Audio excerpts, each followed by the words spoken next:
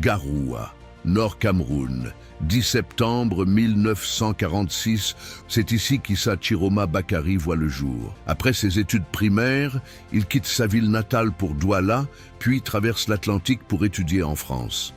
Ingénieur formé à Saint-Ouen et à l'Institut supérieur des matériaux, il revient au pays avec un bagage technique solide et rejoint la Régie Fercam, la Régie ferroviaire nationale. Mais le destin le frappe en avril 1984, suite au patch manqué à Yaoundé.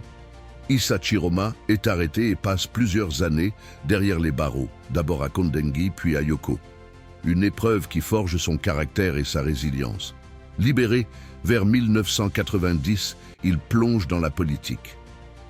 Élu député en 1992, il devient ministre des Transports.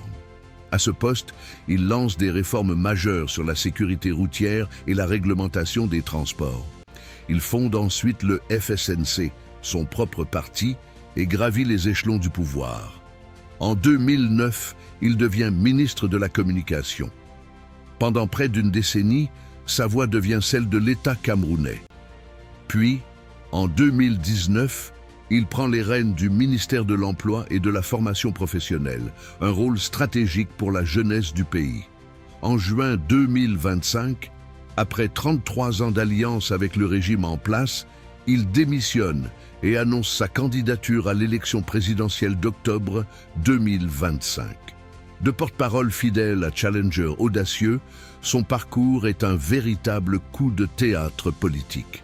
Le 12 octobre 2025, jour du scrutin, il est arrivé 2 selon les résultats officiels, avec 35,19% des voix, derrière Paul Biya qui remporte 53,66%.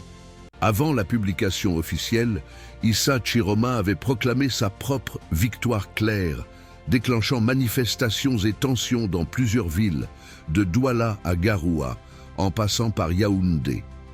Tout au long de sa carrière, Issa Chiroma a incarné les contradictions et les défis du pouvoir.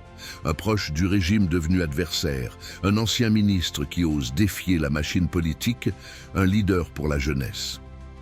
Aujourd'hui, il se tient au cœur de l'histoire camerounaise, symbole de résilience, de détermination et de volonté de changement. L'ingénieur, le prisonnier, le ministre, le candidat, un homme façonné par les épreuves, prêt à réinventer son pays. Que pensez-vous de son parcours? A-t-il vraiment gagné les élections comme il le déclare? Vos avis comptent.